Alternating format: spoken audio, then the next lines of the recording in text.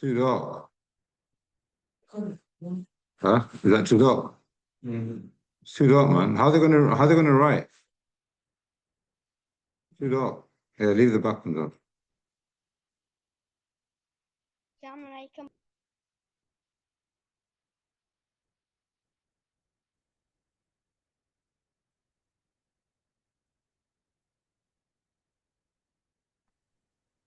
All right. Assalamu alaikum wa rahmatullah. Everyone at home, everyone that's just come in. Alhamdulillah Rabbil Alameen. Wassalatu wassalam ala Sayyidina Mursaleen. Amma ba'd. Min ahkam al-fiqhiyya. What's min mean again? From ahkam. Rulings. Well, how do you say ruling? Singular. Hukm. Well done. And then we have fiqhiyya. Now, this is the reason why I want to do this. Why, or what does fiqh mean? We've done this before. What is the meaning of fiqh?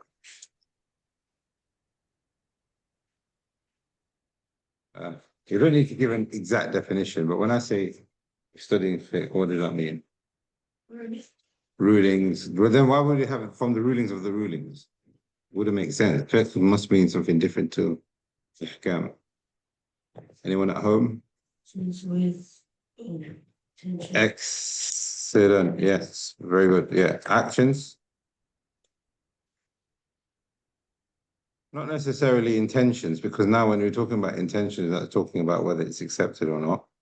But whether the person is doing an action is based on evidence. If the person is doing an action where there's no evidence for it, we'll never call it fiqh. How can it be fiqh? How can it be part of the religion if there's no evidence for it? But when it comes to fiqh, it's all actions. So in fiqh, we don't have, for example, tawheed. What's the meaning of tawheed? What's the meaning of tawheed? Oneness of Allah. Well done, Musa. So is that part of fiqh? No, because it's an action. Believing is something that you have inside. But when you're talking about fiqh, we're talking about action. So when it comes to fiqh, all of it is actions. Yeah. We started the book last week. We've done lesson 1, lesson 2. In lesson 1, we did the introduction and we talked about the importance of why this book is important, but why this course is important as well. And then lesson number 2, we began looking at at-tahara. And we said that tahara is of 2 types or 2 aspects. Aspect number 1, aspect number 2. Alaikum salam. You have to give me 10 burpees because you're late. You can do it afterwards. Quickly sit down. Number 1. Okay, so answer this question then. The latecomers, I want one from you and I want one from you. Ibrahim, when we're talking about tahara, there are 2 aspects. Spiritual cleanliness. You fluked it. Well done. Spiritual cleanliness. What does that mean? There's 3 things in spiritual cleanliness when it comes to tahara. There's wudu. I'll start you off. There's ghusl, and then there's tayammum. And this is what, if you look here carefully, you will see number 1, number 2, number 3. And then, inshallah, at some point, I think probably next week, we'll be looking at wiping over socks and scarves and things like that. But all of that is obviously part of wudu, isn't it? Right? So that's spiritual cleanliness. Then number 2, please, Luqman. What is part of tahara?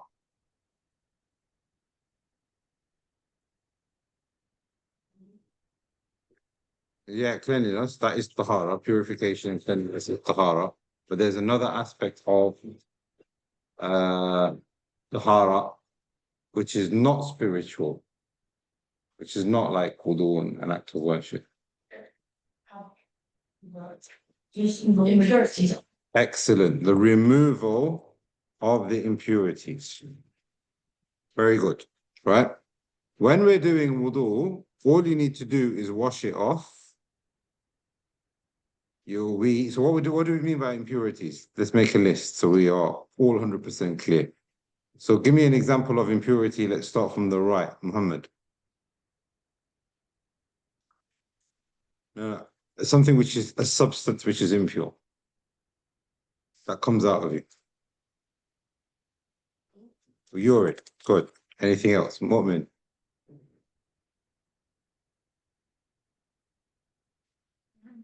blood. Okay, I'll accept that for now. Isa. Number 2. Number 2, thank you, yes. Example from Saleh. Yeah, pus, I'll put that down, but again, we'll talk about it in a bit more detail in a second. Mohammed. Okay, fart would be there. Oh, how are you making me write fart? Though? Passing wind is a better way of saying it. Musa.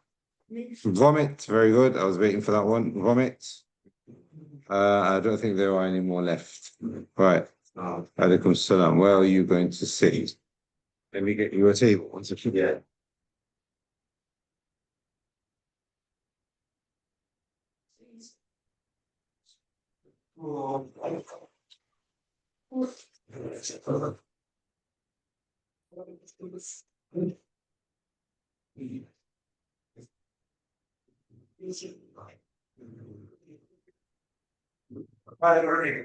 Yes, sir. What's the first? Or finish more? The same as before. Hold your on. It's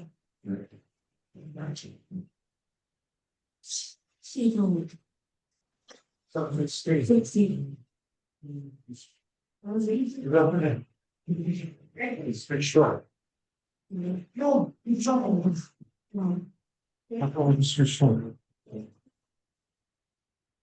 All right, so let's go back to this, guys. Yeah. So when we're talking about impurities, there's urine and then there's poo. And basically the general rule is, okay, but we're talking about ghusl today. The topic of today's lesson, inshallah, is number 2, because we've finished with wudu, right? Is anything, so this is the general rule, yeah? Anything which comes out your private parts is impure. Anything comes out of private part, there's 2 things. Number 1, it's impure itself. And number 2, it breaks the wudu. Okay? So that's why Muhammad said passing of wind. Passing of wind is correct, but there is no actual physical substance, unlike urine and poo. And the same thing when it comes to pus and when it comes to blood, is that if there's pus that comes out from near the private parts, or blood, such as menses, which we'll talk about probably today, tomorrow, then that nullifies the wudu. But if you've got blood that comes out your, I don't know, your nosebleed, or if there's an injury on your hand or somewhere else, that doesn't necessarily break the wudu. So when we're talking about breaking the wudu, anything that comes out of the private parts, vomit is one of those ones that when it comes out the front, I know this is gross, right? But when it comes out the front, it resembles what would have come out the back. Yeah, so instead of coming out the back way, it's come out the front way. So then when you vomit, yeah, does it come out like, say you had a sandwich, does the sandwich come back out like it was? No, it comes out like the way it should have, because obviously you've got some kind of problem, you've got poisoning or something like that. So that's the reason why the scholars have said that vomit resembles poo. So this is probably the only exception from our rule here, but this is the rule. Anything which comes out the private part. Right. Now, this is getting a little bit messy, so I need to delete certain things here. So I'm going to delete this bit here. I'm going to delete that bit. I'm going to delete that bit. Then I'm going to leave that bit there in the front. Now we're going to talk about ghusl. And this is the topic for today, right? Which is that there are certain things which come out the private parts, which removes minor impurity. And for minor impurity, all you need to do is wudu. And if you can't do wudu, then you do tayammum instead. Can somebody give me an example of something which would nullify the wudu, which is not something which is coming out your private parts? So now we are adding to our list here at the bottom. Yeah. Flowing of blood. Yes. Okay. So if it's a lot of blood, then yeah, we can probably edit that. If it's a lot of blood, which is not out of the private parts. Yes, Muhammad. Sleeping. Good. Anything else? Camel meat. Well done. Camel meat. Anything else? If you're eating camel meat, Yeah, I don't need to do wudu again. Anything else? I don't think there is anything else really. If a person becomes a non-Muslim, for example, his wudu is invalidated. I mean, there are probably a few things, but these are probably the normal ones. All of these are minor. If you've done any of these, it's minor. Okay? It becomes then wajib for you to do the ghusl, and now you enter into a state of major impurity. And this is the reason why we still got this here. Because when we're talking about spiritual cleanliness, wudu and tayammum is sufficient for minor.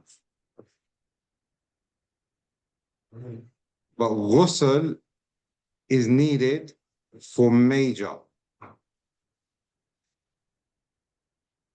And that's what we're going to move on to talk about right now. But before we do that, I'm going to do a very quick recap of the wudu itself. Some people weren't here last lesson, and we didn't go through what the sheikh actually said. So we'll just quickly do that in bullet point form. Any questions with this so far? Tahara is number one, and number two, Tahara, the study of cleanliness and purification in fiqh, is that we are talking about spiritual cleanliness. And in spiritual cleanliness, there is wudu, there is ghusl, and if you can't do either of them, or you can't complete either of them, then you do tayammum. And we're going to do tayammum probably next week now. I wanted to do it tomorrow, but probably next Monday. So I'll bring in some sand, and you guys are going to wipe it all over your faces. You right with that? You right with that? Make sure you don't wear a nice clean thobe on that day, yeah? Or a white one. Right, so wudu, ghusl, tayammum. That is the first aspect of tahara. But then, so now for this one, you need an intention. This one is an act of worship. But number two, this is not an act of worship. If you see something which is not clean, right, on your garment, on your body, then you just remove it. Urine, poo, and the list is there, right? And the golden rule we said is that the minor impurity is established in a person if anything comes out of his private parts, anything. But then how does a person become major impure? We're going to talk about that 1 second. Let's just quickly go over wudu once more. Right, when it comes to wudu, the sheikh gives us bit by bit example or instruction how to do wudu. Yes, I do. What do you mean, yes, I do, Abdurrahman AS? Who's Abdurrahman AS? Ask. What did I ask him? I'm going to ask all of us.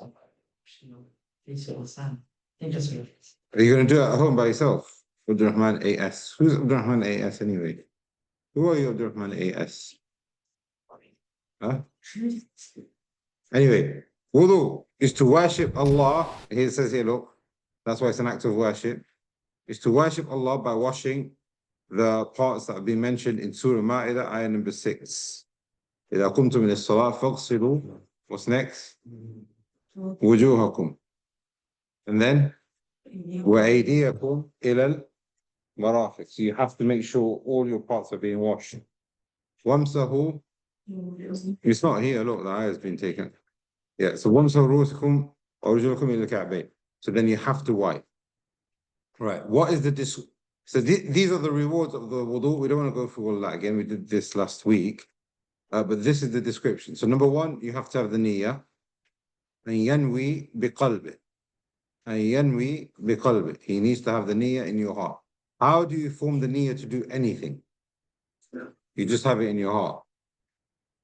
So if I say now, for example, my intention, in my heart, I'm saying, my intention is to get up and recite Quran.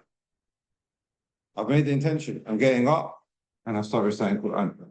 That's it. It's as simple as that. Sometimes some people, they complicate it so much and they say the niyyah, and they might even say it out loud and things like that. You don't need to do any of those things. You're now going to get up and go to the bathroom to do wudu. That's it. Your niyyah is already done. But you need to have that thought in your heart, right? The second step when it comes to wudu, so you can do this bit by bit if you want. You can do step number one, step number two. So number one, this is now the description of wudu. Number one, you need the niyyah. Number two, what do we do? What does it say? ثُمَّ يَقُولُ بِسْمِ اللَّهِ. What's number three? Wash hands. Wash hands. How many times? Thrice, it says there. So what does it mean by washing hands? So we're talking about fingertips to wrists, and you have to make sure that the creases and the bits in between are washed. Some people, they wash their hands like this, and all of that is dry inside. All right, we did this last week, the example of it. Right. Number 4, madmada. What's madmada? Good. Madmada is to gargle water in your mouth. Now, there are 2 types of this. The minimum is that you put water in your mouth and the water has entered into your mouth and you spit it back out. Enter water.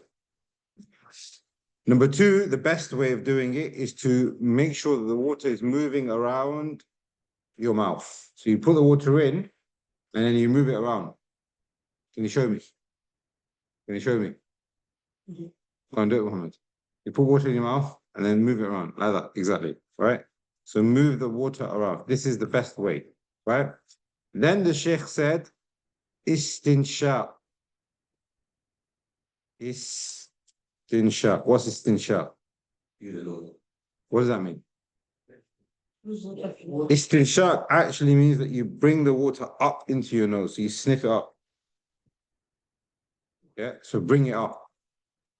But then again, this is of 2 types, right? So the bare minimum is that you make sure water's gone in with your fingers if you have to. So enter water again. I know I spelled it wrong. Or number 2 is that you bring it up, that you sniff it up. Now, you don't want to cause problems. You don't want to like end up sneezing and things like that. So you have to be careful. And then the Sheikh said, istinthar. What's istinthar? Excellent. So now you blow out. Now again, there's 2 ways that you do this. Bare minimum, that you just take whatever's there that you can. So remove whatever you can with your fingers. And the other one is that you actually sniff or blow it out like that. So you, what would you say that? You blow out, is it? Right. That's number 4. Right, your nose, yes. Then you wash your face 3 times. I don't want to write this all down. I mean, you can, shall I write it down? There's one person, right? Let's just write it for him then. Number 5, you wash your face. Wash your face. What is your face? Forehead, the chin. Forehead to the chin. Forehead here? No, the hairline. The hairline, not the forehead. The forehead is part of the face. So the hairline now is part of your head. So when we're wiping, we start the hairline.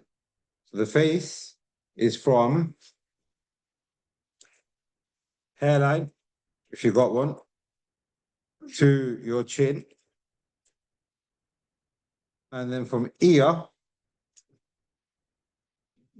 to ear. You have to make sure all of that has been washed. Sometimes people don't do the corner of their eyes, etc. You do that 3 times, but if you did it once, then it's okay. As long as you're making sure that it's been washed properly. What's next? Arms. So where do we start? He said here, min ru'us al-asabi'. What's asabi'? The asabi' is the isba'. This is the finger. In the Arabic language, the plural of fingers is asabi' ila al-marfiqain. The 2 elbows, right? So you start at the fingertips to elbows. Now, a lot of people, like even adults, right? I've seen this and people ask me all the time, I've been doing wudu from my wrist to my elbow. This is what they've been told. Because what they say is, some of the scholars say this, and this is how people have been taught in madrasa as well, is that when you've washed your hands in the beginning from fingertips to wrist, right? So now when you're washing now, you're going from wrist to elbow. But that's not correct. You're going from fingertip, because this is part of your hand, to your elbow. You do this 3 times. That's number 6. Now, when you're doing this 3 times, it's better for you to start from the right. I think we mentioned that before as well. But if you started from your left, just say you forgot. Just say, I don't know, you're in the aeroplane and it's really tight, so it's easier for you to do the left foot. I don't know, whatever situation you find yourself in, it's still valid. Yeah, so don't get all paranoid that I did my left before my right. And again, like we've said before, don't get paranoid about the number as long as you don't go over 4. 1 is okay, 2 is okay, 3 is okay, as long as everything has been washed. Number 7. What's number 7? Step number 7, Ibrahim. Head. What do you mean by head? From your hairline to neck. Hairline to neckline. So we're doing the head. Now, is it permissible or accepted, or permissible and accepted, if I washed my head instead of wiping? Yeah, but you're putting more water, you're washing it properly. So say the tap is on, you put your head underneath it, you proper wash it. That's better, isn't it? Yeah, but you did say you did all of that. Say you washed your hair. Say you put shampoo and everything. You washed the hair like proper. So then why? As in, like you've washed though. But you're saying it's not. And this is the correct answer. Allah Subhanahu wa Taala says, "Wamsahu." You have to wipe. So the rule here, the Shaykh hasn't mentioned this here, but he mentioned it somewhere else. Is that the rule is whatever is washed, and whatever is wiped is wiped. Even if you end up washing what is supposed to be wiped, and you end up putting more water on it, it's not acceptable. So with that then, say this is my face and I'm washing my face and I go like this. Is that allowed? No, you haven't washed. You have to make sure that you wash. And some people have seen that with people when they're doing their feet. So the sink is quite high. So what they will do is they'll just get water and they'll wash it over their feet. It's not allowed. Or wipe over their feet, sorry. It's not allowed. You have to wash what is washed. You have to wipe what is wiped. Number 8, then we do, okay, so number 7 and number 8 are together. And we did this last time. And Abdurrahman is not here. And he had a problem with this. If you go back to the video, we're doing this over again. So now he had a problem with wiping over his head, right? And then there's another problem, which is that the ears are part of the head. So you don't do separate water, even though you've probably been taught this. Exactly what Luqman just did. That same water from hairline to neckline and back, and that same water you're doing your ears. So the Sheikh is saying here is, how do we do our ears? Okay, that's good. Yeah. All in one motion, exactly. So now we're washing. We have to make sure that we're wiping, not washing. Wiping through the creases. So if you've not wiped the crease inside and it's dry, then you've not done it. Then you've not done one of the aspects of the wudu, then your salah will not be valid. And then you do the back plate like that to wipe over your ears. So you have to make sure that all of your ears, including creases, are washed. Oh, sorry, are wiped. I keep saying washed, are wiped. When you're doing this, you do it once. 7 and 8 is once. This is the only time in the wudu that you're doing something once. Then you wash your foot. How do we wash your foot? The same that we did with the arm, right? So where are we starting? From your ankle. You can start your ankle, that's fine, as long as you're doing from toes to ankle. And you're washing in between the toes. That's it. 9 steps to the wudu. There's another step to the wudu that I'm going to add, which we're going to do when it comes to the ghusl, is that you have to. Now, this is really important. I'm going to put this capital. This is how important it is. Now you know I'm serious. You have to make sure, complete the sentence. Let's do hangman. I'm going to give you 3 guesses, otherwise the guy dies. It's fun to kill people. Here's our platform. You have to make sure what? Huh? Oh man, Ra'is, bro. You said something which is correct, which is not in my mind. Okay, number 11 has to be in order. Okay, so then, okay, that's fine. But number 10 is something else. Go on. I need three guesses, Musa. You did it correctly. It has to be correctly incorrect. Even though that's right, but that's not in my mind. You don't want to kill this guy. Guys at home. Guys at home. Okay, what we've got here. Okay, we've got has to be is for okay, not that. Yeah, kill him. The man said kill him. Stuff. All right. What else is there? There's nobody saying anything. You guys are really scared of killing this guy. Come on, it has to be what? You have to make sure there is a clue, and it's got to do with. If I say it, then you're gonna get it, and the guy won't die. Yeah. What? Go on. Finish with me. Was it 12? That's not have to be. So that one, put that there. That's John. Like me. No, he's gone as well. The guy's dead. The guy is dead. Right. Why is his head so big? I don't know, man. And you have to make sure water reaches the skin. It's on.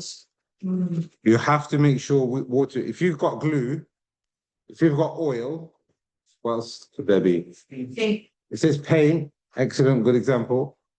Then you have to remove that to the best of your ability. There might be a few specks that remain, and inshallah that's overlooked.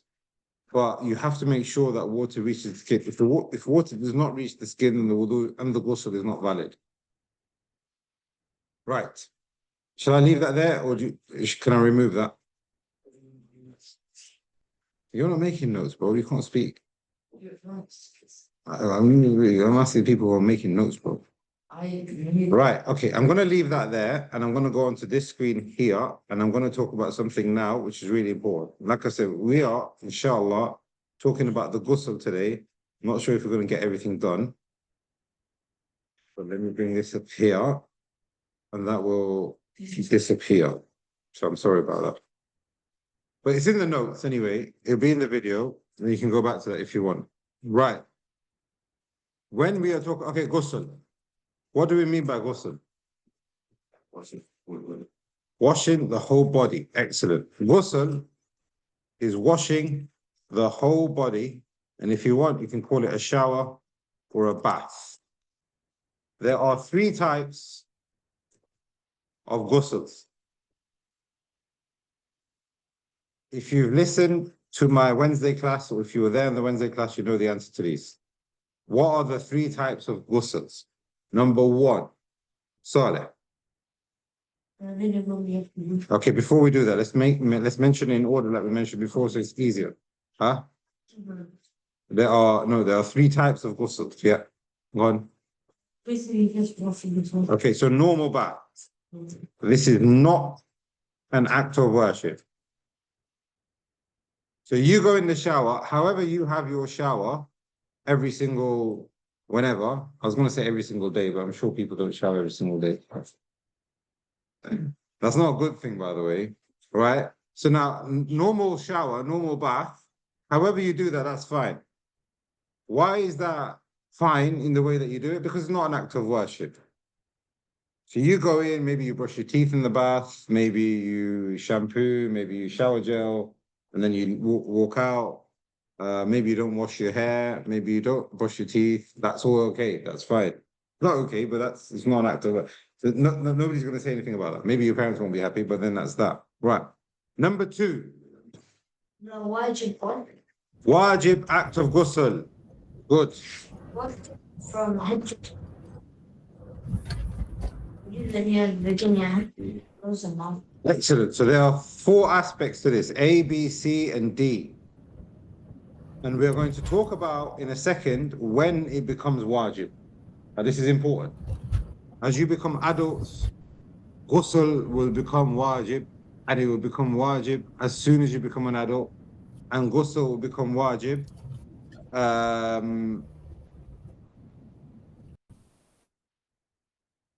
in a way that perhaps you can't even control. And you know what I mean, and I'll explain that in further detail in a second. This one now becomes wajib upon you, okay? And in order for you to fulfill this ghusl, there are 4 aspects, bare minimum, as Salih said, as Muhammad said. Number 1, you need to have the niyyah. How do you have the niyyah? Isa, how do you make the niyyah to do ghusl? Intention. Oh, how do you make that intention? I What did. time do you call this, bro? You said you was calling it. You said it. Oh, you're the other man. Yeah, okay, right. And you're the one that said kill him. Stuck for. Oh, okay. Sorry. I apologize. Sorry, I apologize. Right, go on. How do you make the niyyah? I need to go to ghusl. Yeah. Huh? How do you do that? Thank you. You just think it, exactly. It wasn't a trick question. You just think it. All you need to do is just think it. But the thing is, you think it because you're doing it for the sake of Allah. That makes it even better. You say, oh, Allah's going to be happy with me. I need to do this action, etc. Right. That's the first thing. What's the second thing on your list to do the ghusl, which is wajib? You say Bismillah. Okay, so you can say Bismillah. Okay, I'll put I'm plus Bismillah because it is part of it, but not necessarily, what you call it. Okay, one second. We're moving into a different topic here. You said wudu, you said Bismillah. We're moving on to a different topic here. I am talking about the bare minimum of doing the ghusl.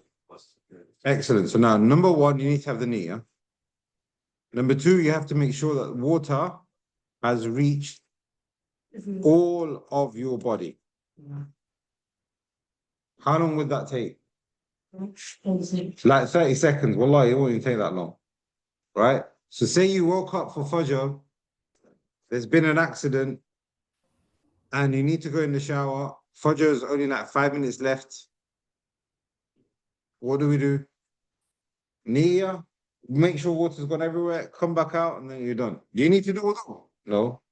We're talking about bare minimum here. You ain't got time for that. You need to do it 3 times? No. So number one, niyyah. Number two, make sure water has reached all parts of your body. Number three. Good. Nose and ears, nose and mouth. Now that's important. Some people, when they do the ghusl, they won't wash their mouth, they won't wash or clean their nose. Because your nose and your mouth is part of your body, you have to make sure, and it's accessible, obviously, you have to make sure that it has been done. Now, this here is the bare minimum. When we talk about ghusl now in a second, we'll be giving the sunnah description of the ghusl. Right. But because we're talking about the types of ghusl, let's move to the third one. So now we're just talking about what is ghusl and how many types there are. The first one, normal bath. So you didn't do your mouth and your nose. Is it okay? Yeah, it's okay because it's not an act of worship. But now when you need to do a wajib ghusl, you have to make sure 1, 2, 3, 4 has been done. Then what's the third type of ghusl now? Huh? Sunnah ghusl. Can you give me an example of sunnah ghusl? Huh? Friday, Jumu'ah, yep. Eid, good. Another one. Huh? Where? Good. Entering into Makkah. Entering into Makkah. The Prophet ﷺ used to stop, he used to make ghusl, and then he used to go to the Kaaba. So he's arrived now at Makkah. You've arrived at your hotel. Have a bath. This is very good. Obviously, don't use perfume or anything like that. That's number 3. Number 4. We mentioned it in class on Wednesday. Okay, good. So if you've done ghusl for the deceased, somebody's passed away, so you went to do the ghusl for the deceased, it now becomes recommended. So now what we mean by number 3 is that this is recommended. It's not wajib, it's recommended.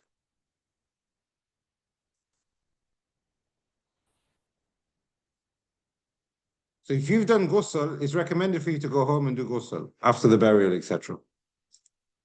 Number E, seeking Laylatul Qadr. EF. Right, so it's recommended during the last 10 nights of Ramadan, before you go for Taraweeh or before you go for Tahajjud, have a bath. The companions and the Salaf, they used to do this. Number F. Number F. Number F. Yeah, number F. Or letter 6. Letter 6. 1, 2, 3, 4, 5, 6. Letter 6. Letter 6 would be if a person becomes a Muslim.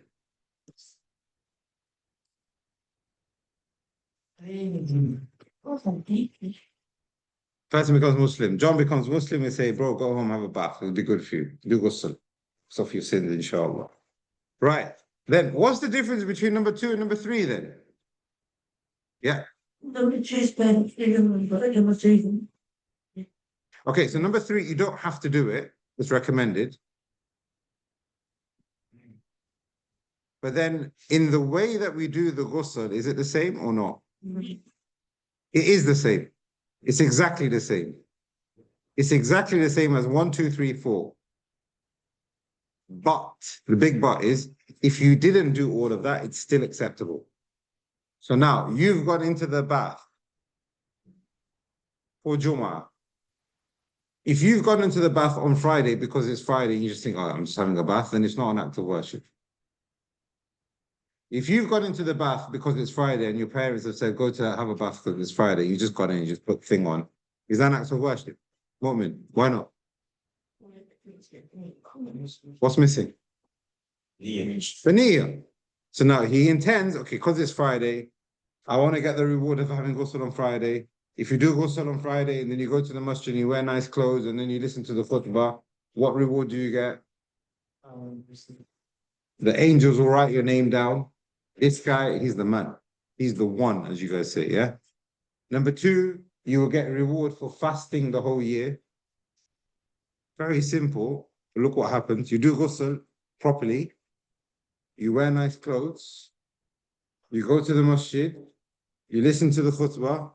You don't mess around. You pray as if you fasted for 360 days. And then the third reward, as if you prayed tahajjud for 360 nights. You did tahajjud for the whole night. Imagine you can do this for every single month. You're doing this 4 times. In another version, he says, sallallahu alaihi wasallam, every foot you take, you get elevated, and then every step you take, the other one, you get your sins removed. Right, so now we're not talking about Jumu'ah, this is not a discussion, but I thought I'd mention that there. Here, when you're doing that act of worship, which is Friday, which is Eid, which is any of these, you need to have 1, 2, 3, 4. But if you didn't have 1, 2, 3, 4, and you had this, in any way, shape, or form, then it's done. So you didn't complete your, your ghusl the way you probably would, then it's done. You don't have to do it exactly that way. But the thing is, another difference between number 2 and number 3 is that in number 3, you have to make sure you then do wudu. If you have a ghusl, do you automatically have wudu? Some of the people in the madrasa might be taught this because Hanafis actually believe this, that if you've gone into the bath, yeah, and all of your parts of wudu are wet, that's it, you've done wudu now. You don't necessarily need to have a separate intention to do wudu, and it doesn't have to be in sequence. But what we're saying, and this is the view of most the scholars, that no, wudu is a separate act of worship. You need to have the intention, and it has to be in order. And because of the fact that it's not major impurity, and it's a minor, or it's like maybe even not an impurity, you need to make sure that you've done wudu. So that's why we've got sunnah ghusl. Sunnah ghusl, it's recommended. If you missed it, if you didn't do ghusl on Friday, you haven't done anything which is sinful, don't worry about it. Number 2, it has to be in the same way because it's an act of worship. So this is a ghusl, this is how you do it, but it's a bit more relaxed if you miss something out. And then number 3, you have to make sure that you've done wudu. Right. I don't think we're going to have a chance to do ghusl today, right now. But, so probably tomorrow. So make sure you bring your towels, yeah? And whoever's late is going to get wetted. They're the ones that are going to get washed. So bring a spare pair of clothes and bring a towel. Yeah, you might need it if you're going to get wet. If the weather's good, then it's up to you. Right, now, here. The question now then is, when does ghusl become wajib?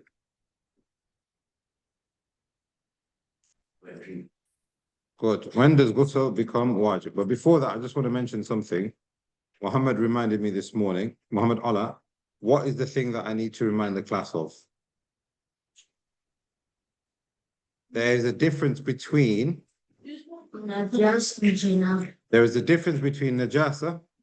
and a lot of people get this confused, even adults get this confused, and janabah. What is najasah? What does that mean? Okay, am I not pure or is something not pure? You're not pure. In najasah? Something that's not. Okay, so now in najasah, we're talking about the substance. And that's why we had that recap in the beginning of class, because what do we mean by substance which is not pure? We had a number of them, but give me 3 very quickly. Urine, poo, And semen. and semen maybe, But is that a substance? Can you hold your fart? You can't physically hold your fart. So, number one, urine. I'm going to summarize it. Urine, poo, and what's the golden principle, Musa? Anything, physically comes out of your private part, right? So najasa here, we're talking about anything which comes out of your private parts. I'll say your, but it means the private parts. Who's got a cat? Put your hand up. You've got A cat. a wish. You got a pet cat? Right. So what comes out the private parts of the cat? Is that najis or not najis? It's not najis. So the urine of the... Contenu. Huh? Contenu is. Say again? Let's say. But then there's urine of the cat on the floor. Is that you can step on that now and all of that? Pure. Anything which comes out of the private parts is impure. Of a human being, of a cat, of a dog, of a pig, of anything. The only exception, who's been to Bradgate Park? Put your hand up. Everyone's been to Bradgate Park. Who hasn't been to Bradgate Park? Put your hand up. Right, when you go to Bradgate Park, is it possible for you to walk in Bradgate Park without stepping in deer poo? No. Absolutely impossible.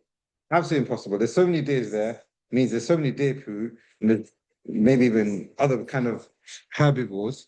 So now here, the rule is that anything which can be eaten,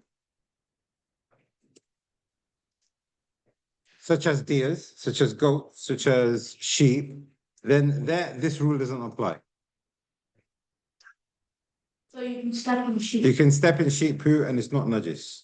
I'm not suggesting that you do that, but Allah has made it easy for you because of the difficulty. And you've experienced that difficulty when we went to Bradgate Park. This is najasa. Najasa is not clean. It's a substance. You need to wash it off. You need to wipe it off. And we did that last week, istijmar and istinja, yeah? Mu'min showed us how to do that, how to wash. Right. When it comes to janabah, then what's janabah? Janabah, not janaza. Janabah. What? Huh? When you are impure, Abdurrahman? Yes. Huh? No. That's najasa. When you're Najasa is the substance. This is important. Like I've said, a lot of people get this confused. Adults get this confused, and this is important for you as well now here. Janabah is when you are impure. And that's why you require the ghusl. You woke up in the morning, there's urine in your bed, for example. Are you impure or is your bed impure? You are impure. You are not impure. better. No. I mean, you're not in the state of janabah, I mean. You are impure, but you are impure because the najasa is on you. So all you need to do is wash it off and you're done. When we're talking about janabah, we're talking about you physically are now impure, and that's why you need the ghusl. Do you understand? So now you've got urine on your hand. Do you need to make ghusl? No, you just wash it off because the najasa is there. You're not in janabah. Right. You wake up in the morning and you find semen on your bed. What do we do now? There's two things. So what's najis? What do you mean both of them? But is the person najis? This is the question. No. The person's not najis. Doesn't it feel so? The person's in janabah. This is what I'm trying to get in our heads here. It's spiritual. The najasa is the substance. The janabah is your state. A woman starts her menses. What's the blood? Me. Janabah or najasa? Najasa, good. Not see spiritual. Can she pray? No. Can she fast? No. Can she recite Quran? No. Can she be with her husband? Yeah. As in be with her husband? No. Why not? She's in it. She's pure. In what way? Both of these being impure, but what's the word that I'm looking for? She's in janabah. You get the difference? Good. Who said no? Me. Are you saying that on purpose? No. Okay. Najasah is the substance. Urine is najis. Poo is najis. You remove that, that's najasah, najasah is gone. Okay? Now, so now here's the question to help Abdurrahman understand. When does a person enter into the state of Janabah? I think there's 4, maybe 5. Number 1, yes. Ejaculation of semen. And I'm going to probably talk about this in more detail tomorrow because this requires a lot more conversation, yeah? Maybe some of you have already had this conversation with your parents. Maybe some of you haven't. We need to talk about this, inshallah, in more detail. Ejaculation of semen. But this comes with 2 conditions. Number 1 is gushing out. Okay, it's going to come to a point in your life. Does anybody not know what semen is? Put your hand up. Semen. 2 people have said they don't know. 3. You don't know what semen is? Semen. You don't know what semen is? I'm just asking. He said, you know what semen is? Yes. Okay. So we'll talk about this in more detail tomorrow for the people who don't understand. Who at home doesn't understand what semen is. Right. So semen is like a white fluid which will gush out. If it doesn't gush out, then more than likely it's not semen. Number 2, yeah, it's white, it's sticky. We'll talk about that in more detail. Number 2, it comes with desires. So say, for example, semen came out of you, you went to do ghusl, you came back out, and a little bit more semen came out. You thought your wet dream was over, but something came out again. Do you need to do ghusl again? Yeah. No. Why? Because there's been no desires. There's been no desires. It's on you. But it's on you. Good. So what do? We remove the najasah. You remove the najasah, but you have to do wudu again. Why do you have to do wudu again? Because the najasah Stay on. Spiritually. Oh, you're in spiritual impurity. Yeah. You're not in spiritual impurity. Okay, janabah is only when you're in major impurity. So if you don't have wudu right now, you're not in janabah. It just means you don't have wudu.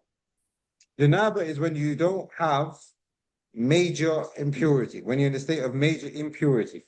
That's janabah. One second. So now, you had a wet dream.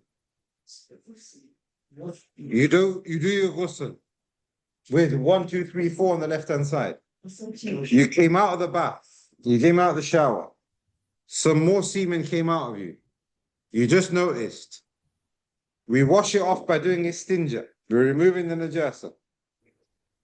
And then we do wudu again.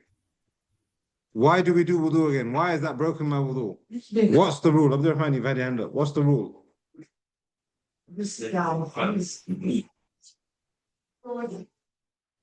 Yeah, that is a rule. Yeah, anything that comes out of your private parts.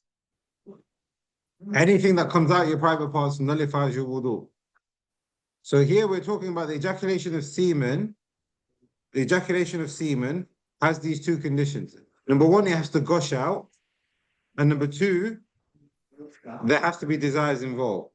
If you've had your shower and you've come out the shower, you'll feel it come out, but it won't feel nice. As in, it doesn't feel anything. When it gushes out, for brothers and for sisters, I imagine, because I'm not a sister.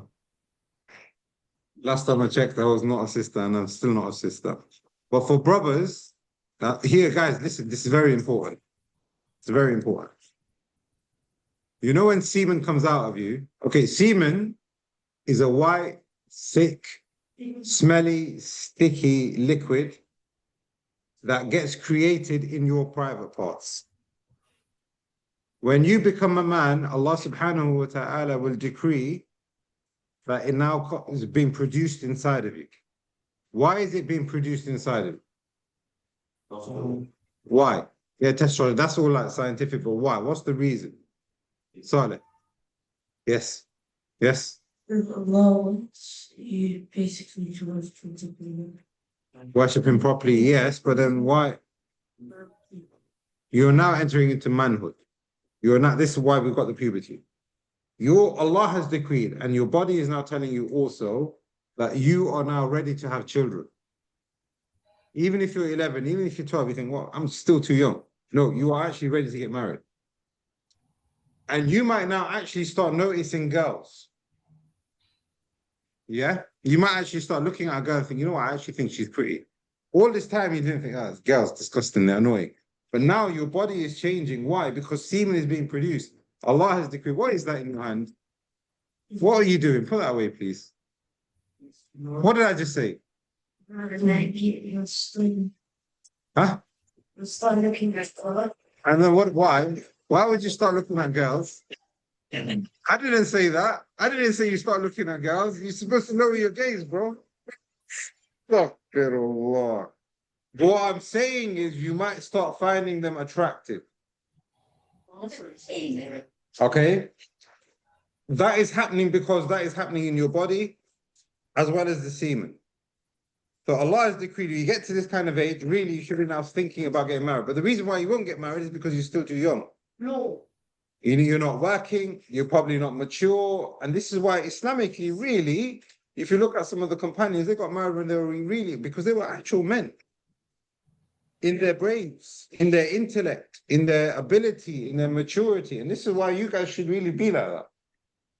When you get to like 12, 13, wallahi, I don't think you've got an excuse, you know. You need to be like men now. What, man? No, but you need to become men now. Especially because the pen is writing. Angels are writing what you're saying, what you're doing. So you need to behave like a man. Wait. Talk like a man. Stop doing things which are nonsense. Stop doing things which have no benefit. Stop doing things which are annoying other people. You're a man now. Right. Semen. Semen then comes out of you. It gushes out. And we just explained why this is happening. It gushes out and it will feel nice. When you have that wet dream, it is a pleasant feeling. It will feel nice. It will feel nice. It will feel, that's why I put down desires. It will feel pleasurable. So that's how it is. That's how Allah's made it. Now, the reason why I'm mentioning this here, put your hand on. The reason why I'm mentioning this here is because you might then think, and Shaitan will come to you and he will say, listen, let's make that feeling happen again. Using your hand for masturbation, using any other part of your body, using something which is not part of your body, maybe your bed, I don't know what else you could use. I don't know what else. A cloth. The towel. Using another human being.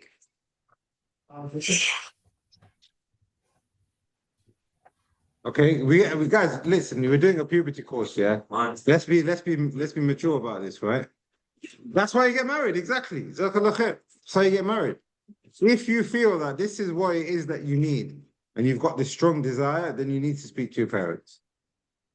But the ruling on using these things, your hand, your body, another part of your body, using a blanket, using your mattress, using another human being maybe, right, is absolutely haram and it's not allowed. And Shaitan will come to you and he will test you in this. And this is the reason why we're supposed to lower our gaze. Because if you look at a girl and you like her, and you look at her again and you like her, and you look at her again and you like her, or you maybe see another one. Oh, I like her as well. Or I like her as well. Now I like it 3 or 4 around me. What happens? What do you think is going to happen? You're going to get desires. What does that mean then?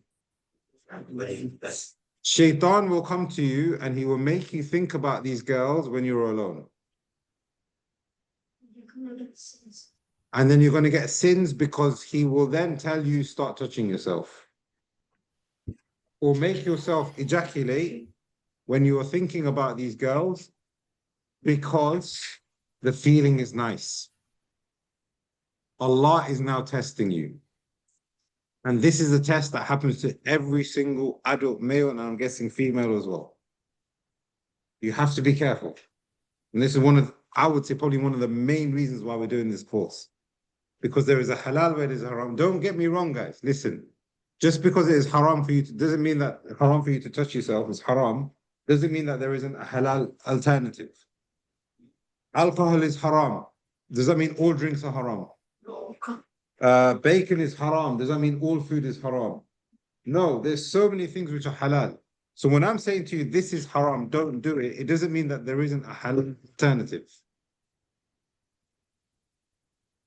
This is for you and your parents, but let me give you an idea, yeah? I know of a man, his son got married at an early age, and now everybody sees them together, the boy and the girl, and they think they're boyfriend and girlfriend. They're only like 13, 14. So the kuffar look at them, the boyfriend and girlfriend. But 13 and 14, 14 and 15. I don't know, I can't remember exactly, but the ages are quite young, yeah? 14, 15. That's legal. It's illegal. It's not legal. This is what I'm trying to say. I'm not trying to say that this is what you should do. This is a discussion for you and your parents. But I'm just trying to say to you here, look, because masturbation is haram, this man has said, look, the only way that I can make sure that I protect my son or protect my daughter, I can't remember what he had. They're both in secondary school, but yeah, but okay. So when you're in secondary school, you can have a boyfriend, you can have a girlfriend, you can have intercourse, but you can't get married. How does that make sense? So Islamic is basically saying here, no, you can get married at that age. If you're producing, you can get married. If you've got desires, you can get married. Okay, we'll stop here. It's been an hour. Okay, we'll stop here. But this is the most important thing when it comes to ghusl at this age for you. And inshallah, tomorrow we're going to carry on with this discussion here. What are we talking about? Okay, 1 second. Okay, Abdurrahman, what's your question? So, you didn't. No, you can look at her to see if you like her. And if you don't like her, you look away. But what if we like $10 and all? And then you can have 4 of them. No, but then you need to choose the one who's most religious. Right, look, man. Pass it over yet? As soon as possible. Well, what does it mean as soon as possible? Get married as soon as possible. What does that mean as soon as possible? Yeah. Let me ask you guys. Is that the only thing? That is the only indicator for you to get married? Okay, semen is producing and you're 15 years old. Now you're ready for marriage? You will not find a dad in the world who will say, oh, because you're 15 years old, you can marry my daughter. Impossible. Impossible. So what do we need? The person is fulfilling his wajibat. He's staying away from haram. He's got good manners. He is mature. He is perhaps working or working towards working. You can see that this guy has become a man, or at least he's on his way becoming a man. Right. Today, we talked about ghusl. This is the main theme of today. We did a recap on wudu. We spent a lot of time on that, but I want to go through this again. What is ghusl? Washing the whole body. Washing the whole body. Good. What are the 3 types of ghusl? Washing the whole body. What are the 3 types of ghusl? Wajib, normal, sunnah. Wajib, normal, sunnah. Good. What do we mean by normal? People at home. I want someone at home to answer this one. What do we mean by normal? Quickly, someone at home. Put your hand up, put your mic on. Rahman S.A.S. This guy. Who's this guy? That's you. How is it still him? God, Abdurrahman A.S. Who are you? Wait, 1 second. 1 second. Speak. Say again. Abdurrahman A.S. Like muted. It's exactly what you said. I'll go to the class now. It looks a bit sus, bro. I gotta say, your name is Abdurrahman, and you walked in, and you said you're coming. I think it's you, bro. He said, Wallahi, khalas, that's it. You just said, what did he just say? Oh, how is this doing that? That's true. You didn't say Wallahi, but you didn't say Wallahi, which makes it even more so. All right, okay. Normal bath. Okay, so then when we're talking about, so that's not religious. Then when we're talking about religious, there are 2 types of ghusl. Number 1, Ibrahim, wajib. Number 2, sunnah. What do we mean by sunnah? If you do it, you're rewarded. If you don't do it, you're not rewarded. You're not punished. It doesn't have to be in the exact same way, even though it's better. And then the third thing, It's your everyday bath, but you have to make sure that you have done wudu. Right. When it comes to major ghusl, there are 4 aspects. What are the 4? Musa, number 1. Nia, number 2, Rais. Huh? Ghusl. There are 4 aspects to it. Number 1, Nia. Number 2, water has to reach your body, including mouth and nose. That's 4 done. Right. What is the difference between Najasah and Janabah, Mu'min? What is it? What is the difference between Najasah and Janabah? Well, we just I'm not asking you, Mu'min. What's Najasah? Okay, what's impure? Impure can be a person, it can be something else. what's in there? Republic. Okay, good, good. Muhammad, You're not in the state and just is a substance. Muhammad Nazir. I was thinking, substance. Say that again, sorry. And like, so basically, it's a substance. Which one's the substance? Najasah or Janabah? Just Najasah. Janabah is the state you're in. Okay. We mentioned one way of entering into the state of Janabah, Harith. what you Wet dreams. What does that mean, wet dreams? showing you like. You guys keep saying wet dreams, but it's not just wet dreams. Like we just said, it can be masturbation. It can be any kind of ejaculation. Even if you've done it in a haram way, you are now in the state of Janabah. So don't think, okay, I've done it in a haram way, I'm not in the state of Janabah. You are now in the state of Janabah because the semen has ejaculated, but you are also sinful. But if it's wet dreams, then you are not sinful because you can't control that. What do we mean by ejaculation of semen? There are 2 aspects to it. Oh, Abdurrahman, give me one. can you say that? There are 2 aspects of ejaculation of semen. Give me one. Tomorrow I'll bring some sweets, so then I can throw them out. Yes. Semen. What does it mean that I've ejaculated semen? There are 2 things included in that. So, Okay, so it comes out with desires. And number 2, how is it coming out? Isa. How is it coming out, Isa? It's gushing out. It's coming out. You will feel it. You will feel it. It's not like, it's weird because it's not like wee. And the first time it happens, you will think, okay, what's happening to me here right now? Because something is coming out of me. It feels like wee, but it's not wee. And when it comes out, the substance is all sticky and smelly. And you're thinking, what's happened here? And if you wake up in the morning, and this is why we're going to do ghusl tomorrow, and we did this last week as well with the pillow example, yeah, and Mu'min's brought his pillow again. Bring it again tomorrow, inshallah, we'll do it properly.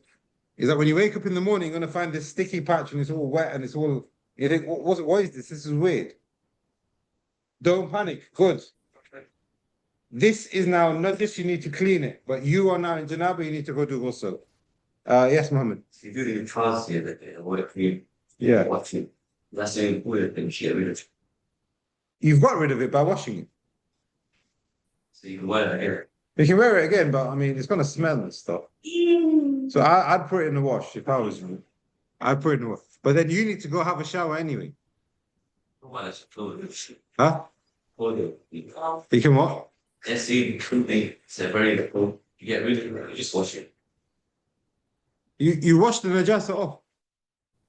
So say you got semen on your garment. Yeah.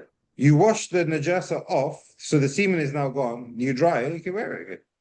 You don't need to put it in the washing machine. You don't have to anyway.